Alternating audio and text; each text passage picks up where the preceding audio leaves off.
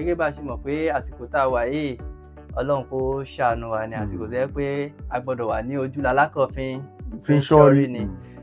Ìdí nìyẹn tó yẹ pé a ti wá sọ̀rọ̀ lórí ọ̀pọ̀lọpọ̀ àkòrí.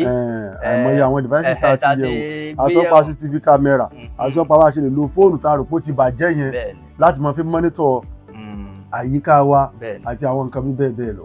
Léni báyìí a wá fẹ́ yànnàná pé GPS lára tools tó jẹ́ pé ó lè ṣàǹfààní nípa ìgbà mìíràn Ọlọ́run má jà ṣìrìn, Ọlọ́run má jà rí ilẹ̀ sí. Àkọ́kọ́ náà, kí ni a lè pè ní GPS? Ó ní Global Positioning System.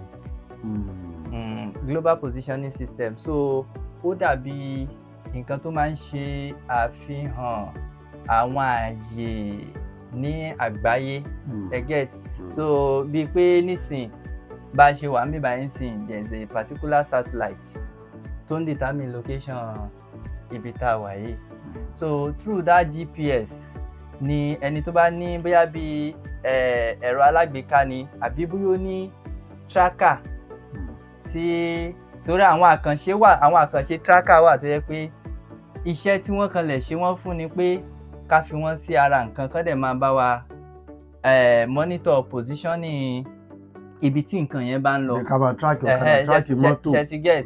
So lákọ̀ọ́kọ́ náà jẹ́ ká wo kí ni benefit gẹ́gẹ́ bí nǹkan tá a sọ. Àkọ́kọ́ benefit ni pé Ọlọ́run ní ṣẹrù wa lẹ́rù olè. Àmín.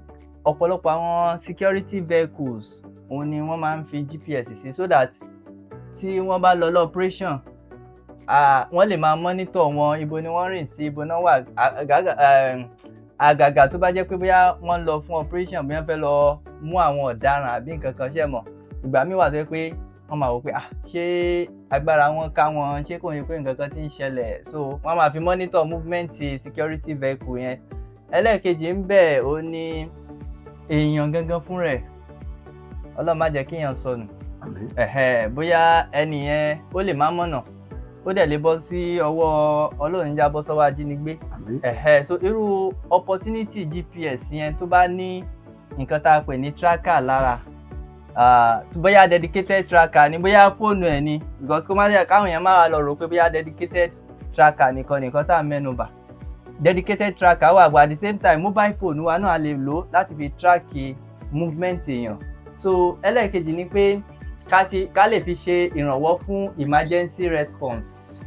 Ẹ mọ̀ gẹ́gẹ́ bí patrol vehicle tí mo sọ àbí security vehicle, àbí tí èèyàn náà tó bá jẹ́ pé bóyá èèyàn ni à ń wá. So tí a bá ti tètè kẹ́fín pé ó dàbí pé ẹni yìí ti fẹ́ bọ́ sínú ewu o, a lè tètè wò pé okay, bóyá ẹ jẹ́ ká máa track ẹni yẹn lẹ́sẹ̀kẹsẹ̀. So àǹfààní tracker náà ni. So bákan náà ó máa ń ṣèrànlọ́wọ́ nígbà tí bóyá nǹkan tó bá rọ̀ mọ́ òfin, ó máa ń ṣèrànlọ́wọ́ ní agbègbè bẹ̀yẹn. So àwọn bó wá ni a lè ti bá tracker pàdé. Mo ti sọ vehicle, àwọn motors wa, school buses. So irú àwọn school buses mi wà jẹ́ pé wọ́n ń kó àwọn ọmọ iléèwé. So tá bá lè make use of tracker, so bóyá nǹkan kan fẹ́ ṣẹlẹ̀ ní o, irúgbà kan wà tó yẹ pé àwọn ọlọ́ṣà wọ́n wá ṣe ọṣẹ́ ní ìlú Ọ̀fà, wọ́n wá gbé odidi coastal bus tí ó kún fún student. So tó bá yẹ pé irú bọ́ọ̀sì yẹn nígbà yẹn, ọdún ó dàbí pé gbogbo àwọn kinní yóò tí gbinlẹ̀ dáadáa ní period yẹn, mò ń sọ̀rọ̀ bí 2011 2012 kò tí gbinlẹ̀ dáadáa. But tó bá yẹ pé bí irú àsìkò yìí tí mọ́tò yẹn bá ní tracker, àwọn òṣìṣẹ́ aláàbò wọ́n lè máa fi yẹn náà máa wò pé okay, ibo náà dé, ibo náà rìn sí. So a lè fi sí ara school buses, delivery vehicle. Bóyá ìwọ tó jẹ́ company owner, ó wá ń wò pé ọjà táwọn ẹni fẹ́ gbé lọ ṣé wọ́n máa deliver bí wọ́n ní deliver, something like that. So tó bá fi sórí delivery vehicle yẹn, kò ní sí pé wọ́n kọjá wa pé o, wọ́n ti yọnú ọjà wa nǹkan kan. Ìwọ náà á lè monitor. So àwọn bí ọjà yẹn ṣe rìn, bí driver mi ọlọ́mọjà ní àwọn driver tí ò dáa tó lè sọ pé ìgbà tó ń lọ kíní kan wá yọ lọ́nà, àwọn kan wá fò síwájú ohun kan wọ́n gbà ṣe get. Irú tracking yẹn náà á máa monitor movement, á dẹ̀ máa mọ nǹkan tí ó ń lọ. Ṣùgbọ́n ká má fi àkókò ṣòfò. Ìjọ kan wà bí ọ̀sẹ̀ méjì sísìn àbí ọ̀sẹ̀ mẹ́ta, mo lọ cover event kan, fóònù mi wá sọnù.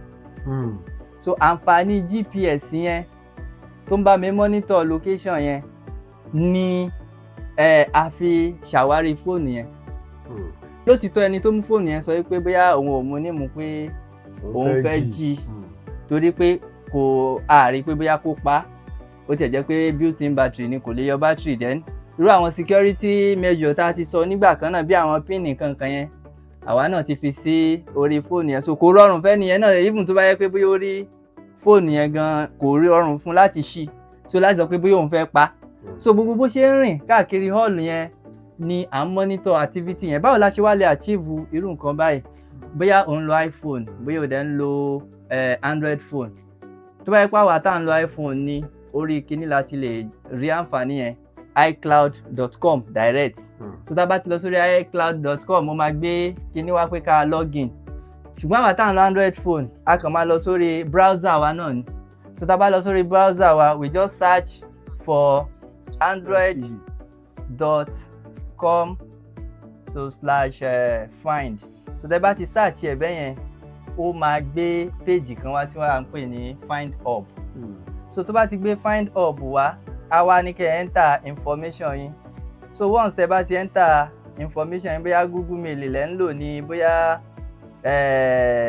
ntẹ́ bá ṣà ń lò gẹ́gẹ́ bí mail ó máa fi open. So then secondly ó ní lórí ọ̀rọ̀ ti GPS yẹn náà. So bóyá wọn náà lórí pé nǹkan kan fẹ́ ṣẹlẹ̀, Ọlọ́run má jáwọ́ mọ́tò ajínigbé, o lè sáré kàn share location ibi tó wà. Báwo ló ṣe lè achieve yẹn náà? Tó bá lọ sórí Google Map ẹ, wàá click lórí icon tó ní èèyàn lórí, so tó fi sign in sórí Google Map yẹn. Tó bá ti click lórí ẹ̀, you just search for location sharing. So tó bá ti click lórí location sharing yẹn, tó o bá ti lórí a sọ fún ẹ pé share location, but tó bá ti lórí bóyá o ti login rí, wàá add new share. So tó bá ti add new share yẹn, á gbé option wá fún ẹ ibi tó wà nǹkan yẹn. You just copy the link and send it. Bóyá WhatsApp ló fẹ́ send ẹ̀ sí, bóyá WhatsApp èèyàn kan ló fẹ́ send ẹ̀ sí, bóyá email èèyàn kan ló fẹ́ send ẹ̀ sí, láti lè jẹ́ kán lè mọ movement ẹ. So that is àǹfààní GPS níwọ̀nba. A lè sọ́tọ̀ nítorí ọ̀rọ̀ tó kẹnu ni. Bí àṣà bàbá àgbẹ̀nà. So ẹyọkan míì tá tún wá fẹ́ mẹ́nubà tó tún wà very important ó ní pé fire alarm and smoke detector, smoke and fire detector. Àwa tá bá láǹfààní náà tá bá lè install irú àwọn device. Kí ni àǹfààní tí yẹn ń ṣe ni pé bóyá tí ilé bá ti overheat, so nǹkan yẹn máa dictate pé ó ti kọjá normal temperature tó yẹ kó wà. So ẹ mọ̀ pé gbà mí wà pé tí a bá wà lọ́ndà temperature kan tó bá lágbára jù ó lè ṣàkóbá fún àgọ́ ara, yàtọ̀ sí pé bóyá nǹkan fẹ́ jóná. Then tó bá jẹ́ pé nǹkan fẹ́ jóná náà ni a ti tètè mọ̀ tí smoke bá ti yọ, a ti mọ̀ pé tí kíní ẹ̀ bá ti alarm wa, because tí bóyá overheating ló ṣẹlẹ̀ ni, bóyá unnecessary smoke ló ṣẹlẹ̀ lójijì ni. So irú smoke and fire detector yẹn ó máa fún wa láǹfààní láti lè jẹ́ ká mọ̀ wọ́n ti ń ṣẹ́wọ́ sí wa lọ́ọ̀kan ló ká. Ó dáa náà bí aago méje ìṣẹ́jú méjì adúgbò pọ̀ pé ẹ darapọ̀ mọ́ ẹ máa gbà pé gbogbo tá à ń sọ yìí kétékété lẹ́yìn máa wò lórí Oneg Digital TV. Bákan náà Colourful presenter lórí TikTok tàbí Facebook ó wà available níbẹ̀. Lórúkọ Blessing Àlùkò ẹ̀yin náà láǹfààní ẹ wá polówó ọjà lórí ètò Ìkó Bàbá Tẹ̀síwájú 08063355507 08063355507 yẹn pé 006-325 àti 07. A ó máa lọ lẹ́ni a ó pàdé lọ́jọ́ ìjọba agbára Ọlọ́run ìdùnnú Abdulwasin Salahudeen ọmọ tó mọ kọ́ lórúkọ tí mi ń jẹ́ o. Saladin náà ọmọ Bukola ló ní ẹṣẹ́ tẹ̀ǹtẹ̀. Haji Fatai Bello àwọn ọmọ ìyá wa alájà sí bí àkópalẹ̀ náà Ọlọ́run bá wa ṣe lágbára Ọlọ́run ojú ọjọ́ mẹ́jọ lórí ètò yìí. Ẹ ṣé tẹ̀ǹtẹ̀ ti sí wa.